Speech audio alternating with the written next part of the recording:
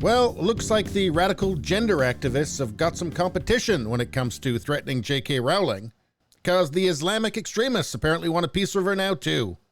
Here's the headline: You're next. J.K. Rowling gets death threats after Salman Rushdie stabbed and hospitalized. And before we get into that, I just want to show you this tweet from Eric Weinstein. With this vile attack on Rushdie, we must face facts. We either stand for free speech or we do not. There is no hate speech. There is no blasphemy. There are no punchable faces. We have free speech outside of a few technical adjustments. Don't like it? Then you exit. And, technical adjustments like, no threats of violence.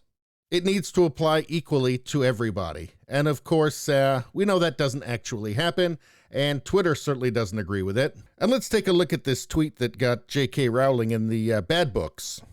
She said, feeling very sick right now. Let him be okay. She's talking about Salman Rushdie. To which this fellow responded, don't worry, you are next.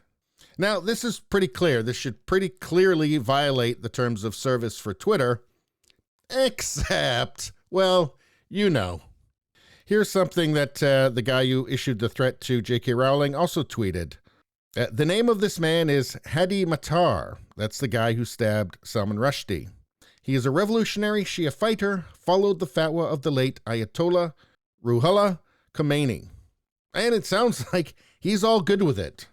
And then we get this follow-up from J.K. Rowling. Twitter support. These are your guidelines, right? Quote, violence. You may not threaten violence against an individual or a group of people. We also prohibit the glorification of violence. Terrorism, violent extremism. You may not threaten or promote terrorism. And here is the message she got back from Twitter. Hello. After reviewing the available information, we determined that there were no violations of the Twitter rules in the content you reported.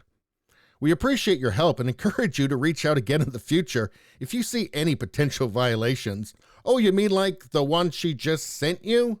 The one that apparently you approve of? And of course, it's the hypocrisy that's maddening, because it only ever goes one way. You'd think this would be just clear-cut, right? No. But you're not part of the insane far-left fantasy world that apparently exists at Twitter. So the guy who sent this, he identifies in his Twitter bio as a student, social activist, political activist, and research activist from Pakistan. So I guess it would be racist and Islamophobic to say you can't issue death threats on Twitter. And the heart of this all is really, what does free speech mean in the West now? Because Salman Rushdie was almost killed for what religious fanatics have called blasphemy. Twitter seems to be okay with religious fanatics sending death threats to people who oppose of people being nearly killed or killed for the crime of blasphemy.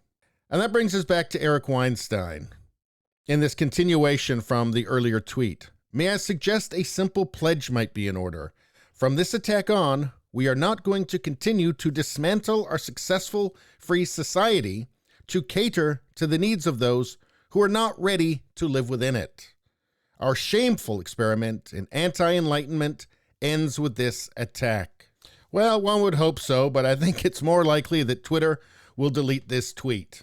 Anyway, please subscribe, like, and share. Sharing really helps me out. I thank you for doing that. See you next time.